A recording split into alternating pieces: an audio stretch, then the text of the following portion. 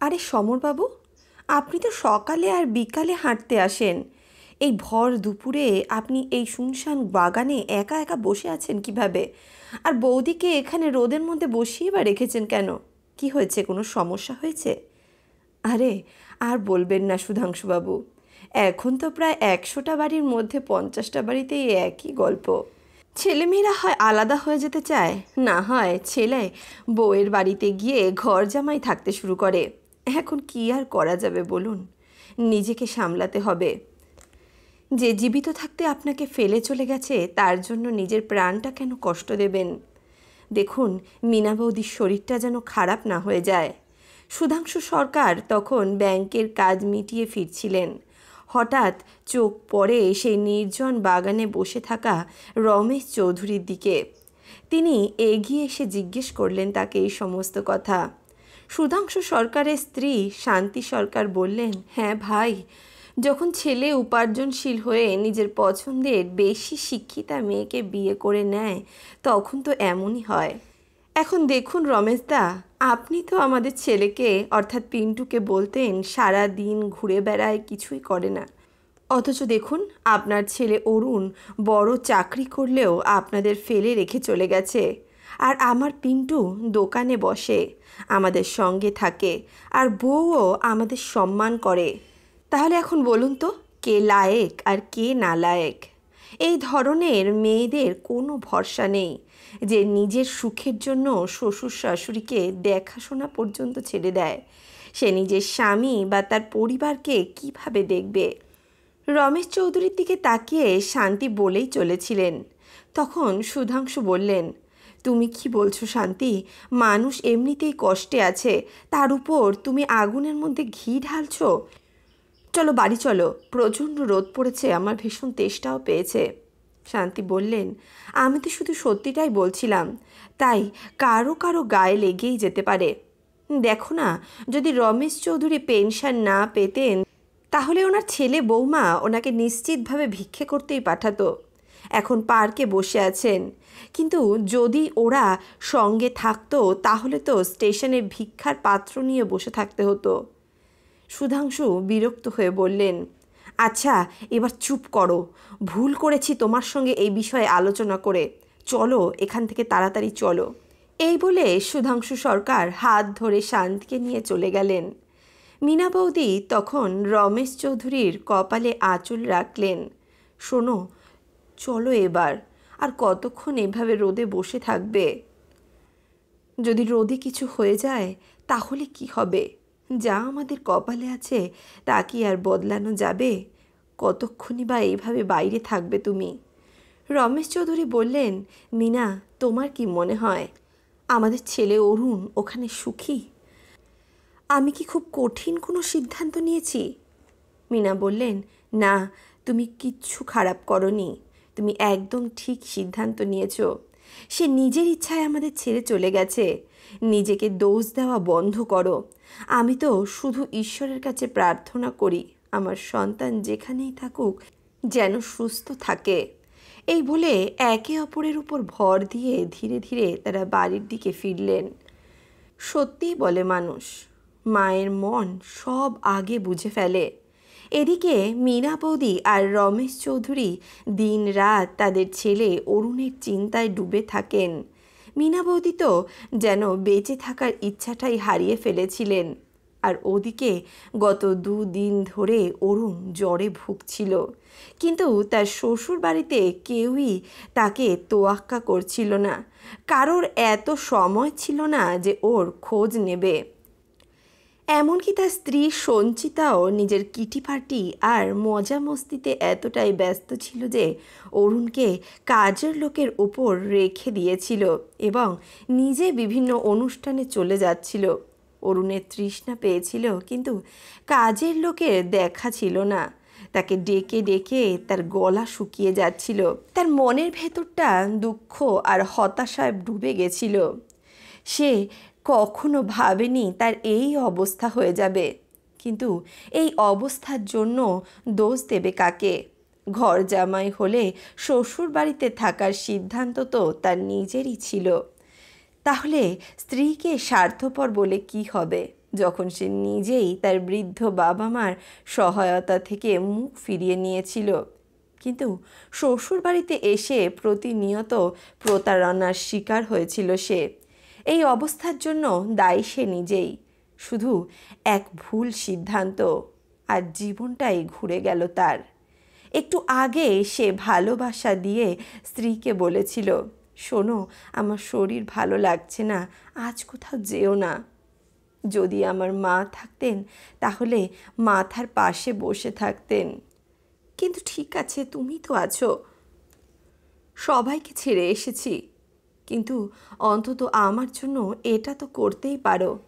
একথা বলে অরুণ সঞ্চিতার হাত ধরে তাকে পাশে বসানোর চেষ্টা করতেই সঞ্চিতা বিরক্তভাবে তার হাত ঝাপটে দিল। ও প্লিজ অরুণ, তুমি কি আমায় তোমার মায়ের মতো গাইয়া ভাবো নাকি, যে স্বামীর সেবা করতে করতে নিজের জীবন ভুলে যাবে? আমি কি সারাদিন তোমার মাথার পাশে বসে থাকবো? ওফো, কি যে করো না তুমি, এমন বোকার মতো কথা বলো না তো। আমি বাড়ির কাজের লোককে বলে যাচ্ছি, তোমার যদি কিছু দরকার হয় ওকে বলো, ও তোমাকে এনে দেবে। শুধু শুধু আকাশ কুসুম কল্পনা করছো, বুঝলে তো? এখন আমি তোমার পাশে বসে বসে তোমার সেবা করব। আহারে, কত মজার কথা তোমার। এমন ভুলভাল আশা করা বন্ধ করো, বুঝলে? বলি কি, স্বপ্ন সেটাই দেখো যেটা পূরণ হতে পারে। আর হ্যাঁ, এটা মনে রেখো, এই বাড়িটা আমার। এতটুকু বলেই সঞ্চিতা ওড়নাটা যেন আকাশে উড়িয়ে ঘর থেকে বেরিয়ে গেল। অরুণ একা ঘরের কোণে বসে পড়ল। তার চোখের সামনে ভেসে উঠতে লাগলো রমেশ চৌধুরীর মুখ, তার বাবা, যিনি তাকে কত ভালোবাসতেন, সব সময় চিন্তা করতেন তার জন্য। আর অরুণও তার বাবাকে নিজের আদর্শ মনে করত। তার মনে পড়ল কিভাবে একদিন সঞ্চিতার কথায় প্রভাবিত হয়ে নিজের সেই আদর্শ বাবার উপর সন্দেহ করেছিল, আর সেই ভুলের মাসুল আজ তাকে দিতে হচ্ছে। কেউ একজন সত্যিই বলেছিল, সন্দেহ মানুষের ভিতর থেকে সত্য মিথ্যার বোধ ভুলিয়ে দেয়। অরুণের ক্ষেত্রেও ঠিক তাই ঘটেছিল। তার সন্দেহই তাকে নিজের পরিবারের কাছে অপরিচিত করে তুলেছে। আর যার জন্য নিজের জন্মদাতাকে সে ছেড়ে চলে এসেছিল, সেই তার হলো না। এই পরিস্থিতিতে সে তাকে এক মুহূর্তের জন্য দেখতে পর্যন্ত চায় না। জ্বরে কাঁপতে কাঁপতে অরুণ তার মা মীনা বৌদিকে মনে করতে লাগলো। সে মা, যিনি তার সামান্য আনন্দের জন্য নিজের সমস্ত ইচ্ছে বিসর্জন দিতেন। এক ডাকেই কাজ ফেলে দৌড়ে আসতেন তার কাছে। হালকা জ্বর হলেই সারা রাত ছেলের পাশে বসে তার মাথায় জলপট্টি দিতেন, তাকে ওষুধ খাইয়ে দিতেন, সময় সময় তাকে সুস্থ করার জন্য সরল পথ্য বানিয়ে খাওয়াতেন। তার বাবা বলতো, মিনা, হালকা জ্বর হয়েছে, এত ভয় কিসের? মিনা বলতেন, আমার ছেলে জ্বরে থাকবে আর আমি নিশ্চিন্তে থাকব? আমি মা হয়ে এটা কখনো করতে পারবো না। মায়ের মন তুমি বুঝবে না, তুমি যদি মা হতে তবে বুঝতে। আমার ছেলে যেখানেই থাকুক না কেন, আমার মন তো কাঁদবেই। ঈশ্বর ওকে আমারও আয়ু দিয়ে দিক। মীনা বৌদি অরুণের সব ইচ্ছে পূরণ করতেন। বিশ্বাস করতেন তার ছেলে একদিন বড় হবে, তার বাবা মায়ের খেয়াল রাখবে। সময় গড়ালো, বাবা মায়ের কষ্ট সফল হলো, ছেলে হয়ে উঠল যোগ্য। চারপাশে রমেশ চৌধুরীর পরিবার নিয়ে আলোচনা চলতে লাগলো। তাদের পাড়ায় থাকতেন শান্তি সরকার, তার মেয়ে সঞ্চিতা অরুণের সমবয়সী। দুর্ভাগ্যজনকভাবে শান্তি দেবীর স্বামী কয়েক বছর আগেই মারা গেছিলেন। একই পাড়ায় থাকায় দুই পরিবারের বন্ধুত্ব গড়ে উঠল। অরুণ একজন প্রতিষ্ঠিত পরিবারের কর্মঠ ছেলে, এমন পাত্র যে কোনো মেয়ের জীবনের স্বপ্ন। শান্তি দেবীর চোখ পড়ে গেল অরুণের ওপর। তারপর শুরু হলো মীনা বৌদির সাথে গভীর বন্ধুত্ব। দুই পরিবার খুশি আনন্দ ভাগ করে নিতে লাগলো। কিন্তু সেই সুখ যেন কারো নজর লেগে গেছিল। হঠাৎ মীনা বৌদির লিভার ক্যান্সার ধরা পড়ল। ডাক্তার জানিয়ে দিলেন হয়তো 6 মাসের মধ্যেই সব শেষ। মীনা বৌদি সব থেকে বেশি চিন্তা করতে লাগলেন ছেলেকে নিয়ে, ছেলের বিয়ে নিয়ে। ওনার মনে দিন রাত এই দুশ্চিন্তায় লেগে থাকতো, আমি না থাকলে আমার ছেলেটাকে কে দেখবে, ওকে কে ঠিকমতো খাওয়াবে, কে ঠিকমতো যত্ন করবে। এই দুশ্চিন্তার সুযোগ নিলেন শান্তিদেবী। তিনি মীনা বৌদির সামনে সঞ্চিতার প্রস্তাব রাখলেন এবং প্রতিশ্রুতি দিলেন তিনি দুই সন্তানকেই নিজের সন্তানের মতো দেখবেন, যাতে মীনা বৌদি নিশ্চিন্তভাবে পৃথিবী ছেড়ে যেতে পারেন। এই প্রতিশ্রুতিতে ভরসা রেখে মীনা বৌদি ঠিক করলেন যত দ্রুত সম্ভব অরুণ আর সঞ্চিতার বিয়ে দেবেন। নিজের স্ত্রীর শেষ ইচ্ছে পূরণ করতে রমেশবাবুও তার কথায় রাজি হয়ে গেলেন এবং অরুণকে বিয়ে দেওয়ার প্রস্তুতি শুরু করলেন।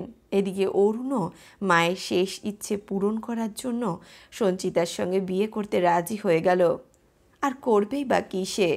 ধুমধামের সঙ্গে অরুণ আর সঞ্চিতার বিয়ে হয়ে গেল। 2-4 দিন পর সঞ্চিতার মা শান্তিদেবী পুরো জিনিসপত্র নিয়ে অরুণের বাড়িতে এসে উঠলেন, এই বলে যে তার মেয়ের সঙ্গে গৃহস্থালির ঝামেলা বুঝে নিতে পারবেন, মেয়েকে সাহায্য করতে পারবেন। মীনা বৌদির মনে হলো ভালোই তো, মেয়ের দেখাশোনার জন্য এসেছেন। কিন্তু এই ভেবে যতটা খুশি হয়েছিলেন, বাস্তবে পরিস্থিতি ততটাই উল্টো রূপ নিতে লাগলো। শান্তিদেবী আসার পর থেকেই সঞ্চিতা রং দেখাতে শুরু করলো। দেরি করে ঘুম থেকে ওঠা, বাড়ির কাজের প্রতি সম্পূর্ণ উদাসীনতা, সব কিছু মীনা বৌদির চোখে পড়ছিল। যদিও তিনি জানতেন তার সময় খুব বেশি দিন নেই, তবুও মেয়ের জন্য তিনি প্রতিদিন কিছু না কিছু করতে চাইতেন। এইসব দেখে রমেশবাবু রাগে ফুঁসতে থাকতেন। ক্রমে 3 থেকে 4 মাস কেটে গেল। প্রায় প্রতিদিনই ঘরে ছোটোখাটো ব্যাপার নিয়ে ঝগড়া বিবাদ লেগেই থাকতো, কিন্তু শান্তিদেবীর কারণে কিছু বলতে পারতেন না মীনা বৌদি বা রমেশবাবু। আর এই চুপ থেকে থেকেই ঘটল এক বিশাল সমস্যা। এই চুপ করে থাকারই সুযোগ নিতে থাকলেন শান্তিদেবী। একদিন রমেশবাবু অনেক সম্মান রেখে শান্তিদেবীকে অনুরোধ করলেন, দেখুন, আমি আপনাকে সম্মান করি, কিন্তু দয়া করে আপনি আপনার বাড়িতে ফিরে যান। আমরা মেয়েকে যথেষ্ট ঠিকভাবে রাখতে পারবো। আপনার মেয়ের কোনো কষ্ট হবে না, আমি কথা দিচ্ছি। কিন্তু আপনার থাকার ফলে আমাদের সাজানো সংসারটা ভেঙে যেতে চলেছে। আমার স্ত্রীর দিন গোনা বাকি, আমি চাই না ও কোনো কষ্ট পাক। এই কথাগুলো সঞ্চিতার কানে যেতেই সে এক প্রকার রণক্ষেত্র তৈরি করলো বাড়িতে। বলতে লাগলো, ও তাই, এখন আমার মায়ের উপস্থিতি আপনাদের চোখে খটকা দিচ্ছে, তাই না? আপনারা ভাবছেন মা চলে গেলে আপনারা আমাকে যা ইচ্ছা তাই হুকুম করতে পারবেন। আপনারা যদি এমনটা ভাবেন তাহলে ভুল ভাবছেন। এইসব কথা আপনারা ভুলে যান। এই বাড়ি আমার স্বামীর উপার্জনে চলে, আমি আপনাদের কথায় চলবো না। আর মনে রাখবেন মা, আপনি মরে যাওয়ার আগেই হয়তো আমি আপনার ছেলেকে নিয়ে এখান থেকে চলে যাব। তখন কি করবেন? আপনার আত্মা তো আপনার ছেলেকে খুঁজে বেড়াবে। তাই এত বড় বড় কথা না বলে যেমনটা চলছে তেমনটাই চলতে দিন। এটা বলেই হঠাৎ করে চুপ করে গেল সে, কারণ সামনে থেকে অরুণ আসছিল। অরুণ জিজ্ঞেস করলো, কি ব্যাপার? বাইরে পর্যন্ত আওয়াজ আসছে, কি ঘটনা ঘটছে? এত কথা বলছো কেন? আর কী নিয়েই বা এত চিৎকার চেঁচামেচি হচ্ছে? মীনা দেবী কিছু বলার আগেই সঞ্চিতা কান্নাকাটি শুরু করলো। বলল, আমি তোমার মা বাবাকে নিজের মা বাবার মতো সম্মান দিলাম, কিন্তু এই বাড়িতে আমার মায়ের কোনো সম্মান নেই। এখন আর সহ্য হয় না। তুমি যদি মনে করো আমি ভুল করেছি, তাহলে আমি আমার মায়ের সঙ্গে এক্ষুনি এখান থেকে আমার বাপের বাড়ি চলে যাচ্ছি। আমাদের কোনো কিছুর অভাব নেই। চলো মা, তুমি এখন আমার সঙ্গে আমার বাড়িতে যাবে, এখানে তোমার আর থাকতে হবে না। ও থাক ওর মা বাবার সঙ্গে। সঞ্চিতা মায়ের হাত ধরে ঘরে ঢুকে গেল। মীনা দেবী ও রমেশ চৌধুরী চোখ মেলে ছেলের দিকে তাকিয়ে থাকলেন কিছু আশার খোঁজে। অরুণ বলল, বাবা, মায়ের অসুস্থতা আমি বুঝি, কিন্তু আপনি আপনার বৌমাকে এইভাবে প্রতিদিন উল্টোপাল্টা কথা বলেন কেন? এখন দেখছি আমাদের আলাদা হয়ে যাওয়াই দরকার। আপনি যদি চান তাহলে আমি আলাদা হয়ে যেতে পারি। এই বলে সেও ঘরে চলে গেল। রমেশ চৌধুরী হতবাক হয়ে ছেলের দিকে তাকিয়ে রইলেন। এই সেই ছেলে যে একসময় বাবার উপর অন্ধ বিশ্বাস করত, আজ স্ত্রীর কথায় বাবা মায়ের উপর সন্দেহ করছে সে। পরদিন মীনা দেবীর শরীরের অবস্থা আরও খারাপ হতে লাগল। তিনি রমেশবাবুকে বারবার একটাই কথা বলছিলেন, শোনো, সঞ্চিতা শুধু নিজেকেই ভালোবাসে। একদিন দেখবে সে আমার ছেলেকে খাওয়ার পর্যন্ত দেবে না। যেই মেয়ে নিজের স্বামীকে সম্মান করে না, সে তোমাকে কিভাবে সম্মান করবে? তোমার কি হবে? তুমি কিভাবে থাকবে? হায় ভগবান, আমার চিন্তা যেন ভুল হয়। পরদিন আবার বাড়িতে অশান্তি তৈরি হলো। আবার ওই একই বিষয় নিয়ে সঞ্চিতা বাড়িতে ঝগড়াঝাটি শুরু করলো। সে পরিষ্কারভাবে অরুণকে জানিয়ে দিল, দেখো, আমি আর এই বাড়িতে থাকতে পারবো না। তুমি যদি আমার সঙ্গে যেতে চাও তাহলে চলো, না হলে এখানে নিজের বাবা মার সেবা করো। আর দেখো, যেখানে আমার মাকে কেউ সম্মান করে না, ওরা চায় আমার মা এখানে না থাকুক, সেখানে আমিও থাকতে পারবো না। ওরা চায় আমাকে দিনরাত খাটিয়ে মারবে, আর আমার মা থাকতে তো সেটা ওরা করতে পারছে না। তাই আমার মাকে এই বাড়ি থেকে ওরা তাড়াতে চায়। এই কারণে আমিও এখানে থাকবো না। এমনটা বলে সে নিজের সমস্ত জিনিসপত্র নিয়ে সেখান থেকে নিজের বাড়ি চলে গেল, সঙ্গে অরুণকেও নিয়ে গেল। এইদিকে কয়েকদিনের মধ্যেই মীনা দেবীর শরীর আরও খারাপ হতে লাগলো এবং একসময় তিনি চিরতরে চোখ বুজলেন। সব দায় রমেশ চৌধুরীর কাঁধে ছেড়ে দিয়ে তিনি সারা জীবনের জন্য চলে গেলেন। স্ত্রীর মৃত্যু রমেশবাবু সহ্য করতে পারলেন না। তিনি এই ঘটনার জন্য শান্তিদেবী আর সঞ্চিতাকেই দায়ী করলেন। এরপর অরুণ সিদ্ধান্ত নিল স্ত্রীর কথায় বাবার বাড়ি ছেড়ে শ্বশুর বাড়িতে থাকবে। রমেশ চৌধুরী অনেক বুঝিয়েছিল ছেলেকে ফিরে আসার জন্য, কিন্তু ছেলে কোনো কথাই শুনল না। রমেশবাবু চুপচাপ নিষ্প্রতিক্রিয়া মুখে বসে থাকতেন। শেষমেশ ছেলের খুশির জন্য রমেশবাবু আলাদা হতে বাধ্য হলেন। হঠাৎ একজন চাকরের ডাকে অরুণ নিজের ভাবনার জাল থেকে বেরিয়ে এলো। সাহেব, বলুন তো, চা এনে দেব? অরুণ এক দৃষ্টে চাকরের দিকে তাকিয়ে রইল। তখন তার মনে পড়ল সে তার বাবা মায়ের কাছে নেই, সে তো এখন শ্বশুর বাড়িতে রয়েছে। সে না বলে মাথা নাড়ল আর ভাবতে লাগলো, বাবা কতবার বুঝিয়েছিল এই সিদ্ধান্ত তোমার জীবনে বড় প্রভাব ফেলবে। শুরুতে সব কিছু আনন্দময় লাগে, কিন্তু ধীরে ধীরে তুমি বুঝতে পারবে তোমার স্বাধীনতা অন্য কারোর সিদ্ধান্তের ওপর নির্ভর করছে। আর ঠিক তাই তো হচ্ছে। আজ অরুণ বুঝতে পারছিল সে শ্বশুরবাড়ির ঘরে থাকলেও যত খরচাই করুক না কেন, সেই বাড়ির ছেলের মতো সম্মান কখনোই পাবে না। বরং বাপের বাড়িতে থাকায় সঞ্চিতার উপদ্রব তাকে সহ্য করতে হচ্ছে। সঞ্চিতা অরুণের যত্ন নেওয়ার বদলে তাকে মেজাজ দেখাতো, দিনরাত সাজগোজ করে শপিং করত। জীবন যেন ছিল কেবল আনন্দ উল্লাসের জন্য। অরুণ যেন কেবল টাকার মেশিন, তার কাজ শুধু উপার্জন করা। যে শাশুড়ি আগে নিজেকে তার মা বলে দাবি করতেন, তিনিও এখন খোঁটা দিতে শুরু করলেন। ঘরের মধ্যে থেকে থেকে রোজ রোজ মুখ দেখতে দেখতে বিরক্ত লাগছে। সংসারে এমন লোকেরই অভাব যারা কিছু করে না, শুধু খায় আর পড়ে থাকে। অরুণ ধীরে ধীরে বুঝতে পারছিল সে এক ভয়ানক ভুলের শিকার হয়েছে। বাবা মা সেই সহজ সরল সংসার, যেখানে ভালোবাসা ছিল, সম্মান ছিল, সেখানে সে নিজের ইচ্ছেতেই ছেড়ে চলে এসেছে এই বাহ্যিক সুখের মোহে। অরুণের মনে যেন হঠাৎ করেই কিছু একটা জেগে উঠল। মায়ের ভালোবাসা তার মনে পড়তে লাগলো আর ব্যাকুল হয়ে উঠল তার মন। সে সঙ্গে সঙ্গে উঠে দাঁড়ালো, কাপড় পাল্টে কিছু জামা কাপড় ব্যাগে ভরল আর গাড়ি বের করে নিজের বাড়ির পথে রওনা দিল। সারা রাতের যাত্রার পর সকালে যখন সে বাড়ির কাছাকাছি পৌঁছলো, তখন মনে হলো যেন মাটি, আকাশ, হাওয়া সব তাকে ডাকছে। সেই পরিবেশে যেন এক অন্যরকম জীবন্ত শক্তি রয়েছে, যা তার সব দুঃখ, কষ্ট, অসুস্থতা এক নিমেষে মিটিয়ে দিতে শুরু করেছিল। যখন সে গাড়ি থেকে নেমে নিজের বাড়ির গেটের সামনে দাঁড়ালো, তখন প্রতিটি জিনিস সে মায়ের ভালোবাসা অনুভব করছিল, বাবার বিশ্বাস অনুভব করছিল। ছোটবেলার স্মৃতির কথা ভেবে তার চোখ জলে ভিজে উঠল। গেট খুলে সে ভেতরে ঢুকতেই দেখল সামনে আরাম কেদারায় বসে অরুণ চৌধুরী চোখ বন্ধ করে রয়েছেন, যেন তারই অপেক্ষায় বসেছিলেন তিনি। ছেলের পায়ের শব্দ শুনেই বলে উঠলেন, অরুণ তুই? অরুণ বলল, বাবা তুমি কি করে বুঝলে যে আমি এসেছি? ছেলের গলা শুনে রমেশ চৌধুরী চমকে উঠলেন। সামনে অরুণকে দেখে যেন প্রাণ ফিরে পেলেন।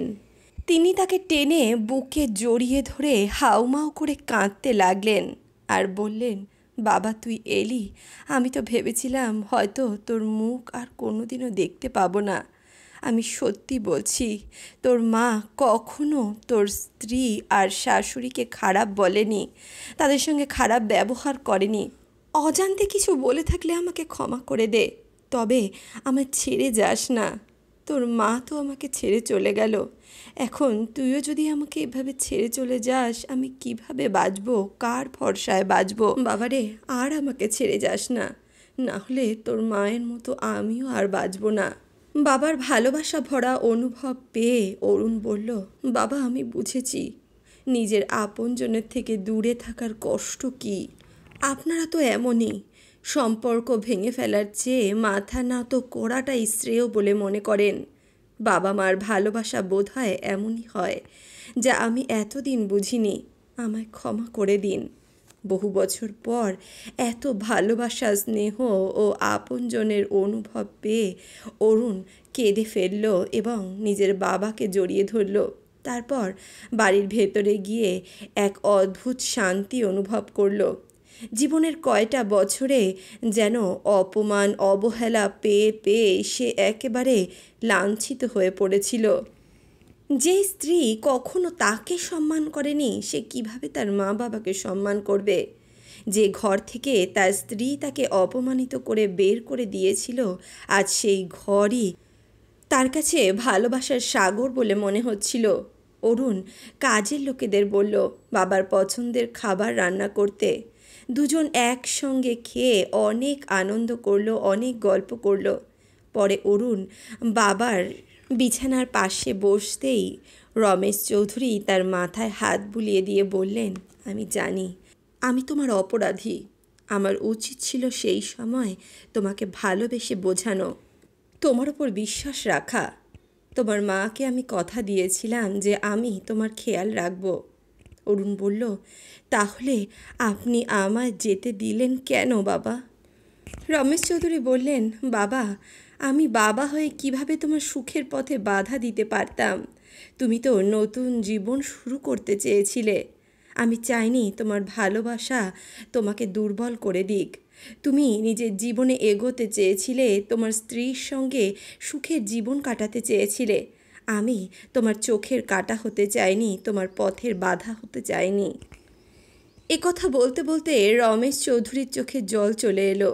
অরুণ তার হাত ধরে বলল, বাবা তুমি কি তোমার এই অকৃতজ্ঞ ছেলেকে আর একবারের জন্য ক্ষমা করতে পারবে? আমি প্রতিজ্ঞা করছি তোমাকে আর কোনো অভিযোগের সুযোগ দেব না। একবার শুধু ক্ষমা করে দিন। অরুণের এমন ব্যবহারে রমেশ চৌধুরী অবাক হয়ে গেলেন। তিনি বললেন, বাবা যা কিছু বৌমার সঙ্গে মনোমালিন্য হয়েছে সব ভুলে যাও। জীবন খুব ছোট, হাসি খুশি থেকে জীবন কাটাতে হয়। জানি না কবে কার ডাক আসবে। আমি চাই না আমি তোকে এভাবেই ছেড়ে চলে যাই। আমার কথা রাখ, বৌমাকে বুঝিয়ে নিয়ে আয়। অরুণ বিশ্বাস ভরা হাতে বাবার হাতের উপর হাত রাখল এবং তাকে শুভরাত্রি বলে নিজের ঘরে চলে গেল। ঘুমোতে যাওয়ার আগে সে বসে বসে সঞ্চিতাকে একবার মেসেজ পাঠালো, আমি আর তোমার বাড়িতে ফিরে যাব না। আমি আর ঘর জামাই হতে পারবো না। যদি তুমি আমার সঙ্গে আমার ঘরের বউ হয়ে থাকতে চাও, তাহলে তোমাকে এখনই এখানে ফিরে আসতে হবে। আমি আর ওখানে যাব না। আমার বাবার আমাকে দরকার। যদি তুমি এই মেনে নিতে পারো, যদি তুমি আমাকে ভালোবেসে থাকো, তাহলে তুমি আমার সঙ্গে থাকতে পারবে। না হলে তুমি যা ইচ্ছে করে নিতে পারো। শান্তিদেবী অনেক চেষ্টা করেও সঞ্চিতাকে প্রভাবিত করতে পারলেন না, কারণ শত হলেও অরুণ সঞ্চিতাকে যেভাবে মেসেজ করেছিল, তারপর সঞ্চিতা ওখানে যদি থাকতো তাহলে তার বৈবাহিক সম্পর্ক ক্ষতিগ্রস্ত হতে পারত। এই কথাটা সঞ্চিতা খুব ভালো মতোই বুঝে গেছিল। এছাড়াও সঞ্চিতার মাসি তাকে বোঝালো, দেখ, জীবন গড়ে তোলা অত সোজা নয়। জীবন একবারই পাওয়া যায়, আর সেটা আমাদের ভালোভাবে কাটানো উচিত। তোর মা তো নিজের জীবন কাটিয়ে ফেলেছে, এখন কথা শুনে নিজের জীবন সুন্দরভাবে গুছিয়ে নে। ওর কথা শুনে তোর জীবন নষ্ট করিস না, অবহেলায় নিজের জীবনকে এইভাবে ক্ষতিগ্রস্ত করিস না। নিজের স্বামীর কাছে ফিরে যা, তোর স্বামী অনেক ভালো মনের মানুষ। দেখ মা, এমনিতেই তোদের কথার জন্যে অরুণের মা পৃথিবী ছেড়ে চলে গেলেন। উনি আর কটা দিন হয়তো বাঁচতে পারতেন, কিন্তু এইভাবে ছেলের বিরহ সহ্য করতে না পেরে উনি মারা গেছিলেন। এরপর আর নিজের ঘাড়ে এই পাপ নিস না। শ্বশুরবাড়িতে যা, গিয়ে সংসার কর, সুখে শান্তিতে জীবন কাটা। যখন সঞ্চিতা নিজের মাসির মুখ থেকে কথা শুনল, তখন সে আর এক মুহূর্ত অপেক্ষা করল না। সে অরুণকে ফোন করে বলল, আমি বাড়িতে আসতে চাই, তুমি আমাকে কালই নিতে আসো। তারপর পরদিন সকালবেলা অরুণ সঞ্চিতাকে নিতে তার শ্বশুরবাড়িতে পৌঁছলো। সঞ্চিতা যখন বাড়িতে ফিরল, তখন রমেশবাবুর পা ধরে সে হাউমাউ করে কাঁদতে লাগলো আর নিজের ভুলের জন্য ক্ষমা চাইতে লাগলো। রমেশ চৌধুরী একজন পিতার দায়িত্ব পালন করলেন এবং তাকে ক্ষমা করে বললেন, এখন থেকে এই বাড়ি আর এই বাড়ির প্রতিটি জিনিস তোমার। এখন তোমার ঘর, তোমার সংসার তুমি সামলাবে, আর এই বুড়োটাকে নিজের সন্তানের মতো একটু ভালোবেসো। সঞ্চিতা অরুণের কাছে ক্ষমা চাইল, আর অরুণ বলল, এই ভুলের দায় তোমার একার নয়, আমিও সমান দোষী। তাই আমাদের দুজনেরই একসঙ্গে সব ঠিক করতে হবে। তারপর সবাই আবার সুখে শান্তিতে নিজের বাড়িতে থাকতে শুরু করলো। বন্ধুরা, আশা করি আপনাদের এই কাহিনীটি ভালো লেগেছে। বন্ধুরা, এই কাহিনী আমাদের জীবনের এক গুরুত্বপূর্ণ সত্য কথা মনে করিয়ে দেয়। রক্তের সম্পর্ক, বাবা মায়ের ভালোবাসা আর পারিবারিক মূল্যবোধের চেয়ে বড় কিচ্ছু নয়। কখনো কখনো আমরা বাহ্যিক ঝলক আর মিথ্যে সম্মানের পেছনে ছুটে জীবনের আসল রত্ন, আমাদের আপনজনকে হারিয়ে ফেলি। অরুণের জীবনের ভুল সিদ্ধান্ত, অহংকার আর কৃতজ্ঞতাহীনতা তাকে মায়ের স্নেহ থেকে দূরে সরিয়ে দিয়েছিল। কিন্তু সময় তাকে বুঝিয়েছে, পারিবারিক শিকড়ই আমাদের জীবনের আসল আশ্রয়। আর একজন মা বাবা কখনো সন্তানের ক্ষতি চায় না, তারা শুধুমাত্র সন্তানের মঙ্গল চান। তার জন্যে যদি তাদের কঠিন হতে হয়, তবুও তারা সেই কঠিনতার মধ্যেও নিজের সন্তানের ভালোই চান। এই কাহিনী আমাদের শেখায় সম্পর্কের অহংকার নয়, ভালোবাসা আর শ্রদ্ধা থাকা জরুরি। মা বাবার আশীর্বাদ ছাড়া জীবনের প্রকৃত শান্তি আসে না। ক্ষমা চাওয়া ও ক্ষমা করা, এই দুই গুণ আমাদের সম্পর্ককে আবার নতুন করে গড়ে তুলতে পারে। তাই বন্ধুরা, আসুন আমরা সবাই পরিবারকে, বিশেষ করে বাবা মাকে সম্মান করি, সময় দিই এবং তাদের ভালোবাসার মর্যাদা দিই। কারণ যখন তারা আর থাকবেন না, তখন শুধুই অনুশোচনা বাকি থাকে। পরিবারের জন্য সময় দিন, ভালোবাসা দিন। সেই ভালোবাসাই একদিন আপনার সবথেকে বড় শক্তি হয়ে উঠবে। আর আজকের এই ভিডিওটি যদি ভালো লেগে থাকে, তাহলে অবশ্যই ভিডিওটিতে একটি লাইক করুন। বন্ধু বান্ধব আত্মীয় পরিজনের সঙ্গে ভিডিওটি শেয়ার করুন। দেখা হচ্ছে নতুন কোনো কাহিনীর সঙ্গে, নতুন কোনো ঘটনার সঙ্গে। ততক্ষণের জন্য সুস্থ থাকুন, ভালো থাকুন এবং কাহিনী সম্পর্কে নিজেদের মূল্যবান মন্তব্য কমেন্ট বক্সে অবশ্যই লিখে জানান। এই কাহিনীতে কোন চরিত্র আপনাকে সবথেকে বেশি প্রভাবিত করেছে, অবশ্যই আমাদের কমেন্ট বক্সে লিখে জানাবেন।